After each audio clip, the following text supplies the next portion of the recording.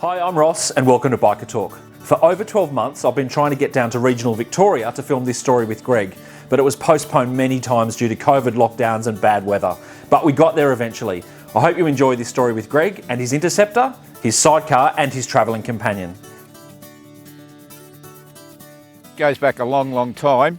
When I was about so big, Dad decided to go out and get a sidecar, and our first family holiday was down to Lakes Entrance and Bairnsdale, and apparently Mum and I slept in the chair, Dad slept on the ground, and to this day I don't know how he managed to afford it, because I was not long in this world.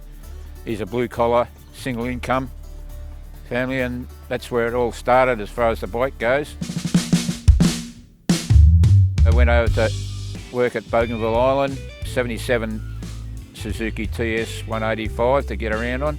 Came back to Melbourne and a couple of bloody hacks and that for a while. Then I went out and bought a brand new 96 CV 750. Still got it, 350,000 kilometres on it. The only thing that's ever broken is a speedo cable, and that was only $20, to replace that. Also had the 2012 Ural sidecar. I managed to get that out to 125,000 kilometres. I've still got it, but it's having a rest in the shed at the moment. Royal Enfield buddy brought out the Interceptor, and I saw a picture of it in one of the bike magazines, and I thought, yeah, I've got to have one of those, but it's got to have a sidecar on it, a chair. So I had to wait something like 5 or 6 months for the Interceptor to arrive in Australia, because it's very early in the importation of them. Got about 3,000 Ks as a solo on it, and then I went and got the chair put on it. I put a Scott oiler on it very early in the piece because it saved me from remembering to oil the chain. The only downside is you have to clean the back wheel a bit more, often, so it's no problem really. The first seat didn't bring me much joy. The second seat was a Royal Enfield touring seat. That was a lot better, but my backside just couldn't get used to it still. Then I got this aftermarket one that I've got on it now. That seems to be, my backside's a lot happier now. I fitted the Heidenau K28s, which are apparently a specific sidecar tyre. I found back tyre was only getting about 8 or 10,000 Ks out of it. I fitted a K28 and I got something like about 20,000 on it.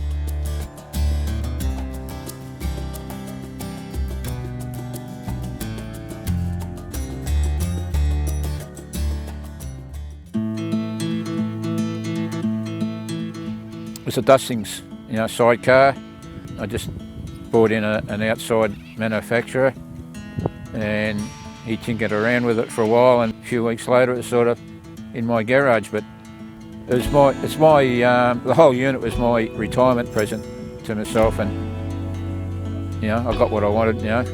Maybe there's some sort of cosmic connection from when I was about so big. Feels right for me.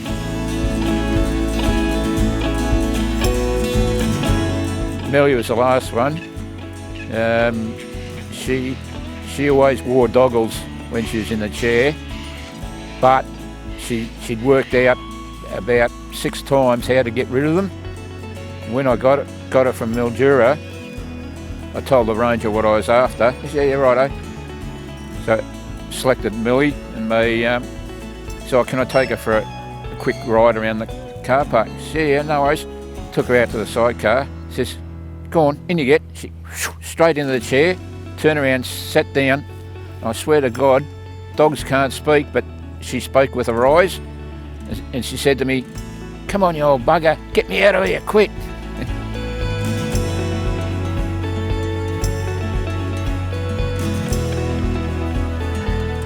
I'm a member of the Blood Bikers Australia, and I'll do a pathology collection run down to Epworth Hospital in Warren Ponds, take the samples up to a lab in Collingwood, turn around and come home. That gives me about 260 k's a day.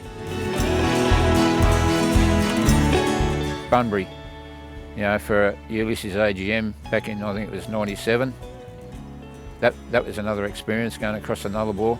I had intentions of sort of like sleeping on the side of the road near the Great Australian Bight, until I saw what was in the windows of the garage, these glass jars with snakes in them. I thought, no. So I turned around and went to reception, and they stayed in these little Atco huts. And on the way home back to Melbourne, I followed the coast around as much as possible. I'm glad I did it. Very interesting ride, scenery and that. I don't know if I'd do it these days because it's a little bit older now. But I might, if I did it, I'd take longer to do it.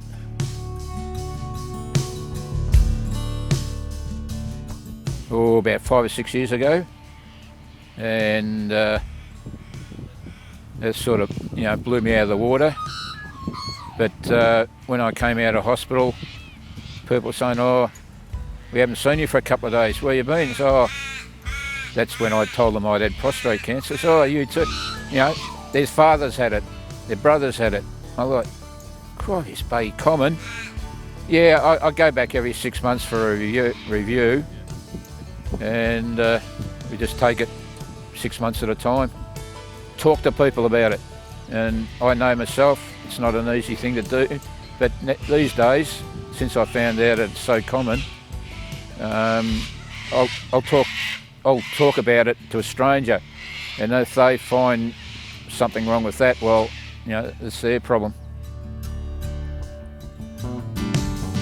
It's a good way of, before I retired, I'd ride the bike to and from work, and if I had a bad day, I found by the time I got home, which is about 20 k's from work, I'd be, cleansed and relaxed.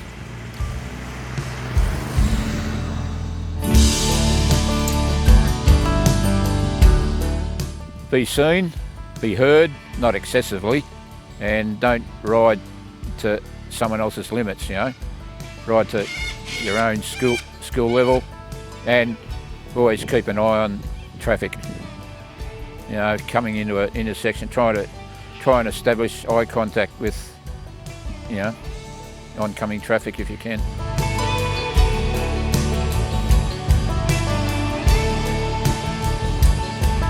Believe me, I've said it to numerous people, and they've just gone, "Oh no way." They ask me, "Oh, where can they learn to ride?" And I've made inquiries, and none of the riding schools that I know of teach it. But if you've been brought up on a diet of solos, you can throw all that out the door, when you get onto a sidecar, It's just a completely different world.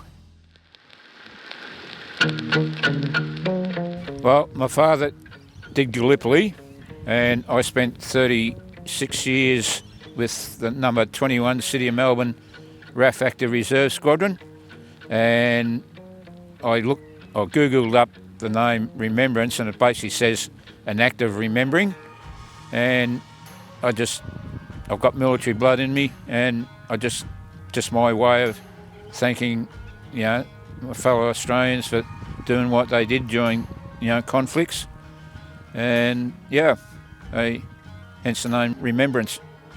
I firmly believe I live in the best country in the world, and the people have lost their lives fighting, for Australia, and it's one of the best things I've ever done, in my life. At least we play football the correct way.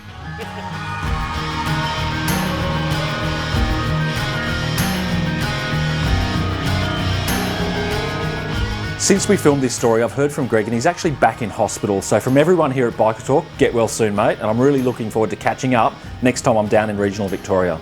Now for the second last clue in our giveaway. To win one of our cool Grin Factor t-shirts, all you need to do is guess the bike that I've added to the collection. And this week's clue is that my new bike is about the same age as me, but in much better condition.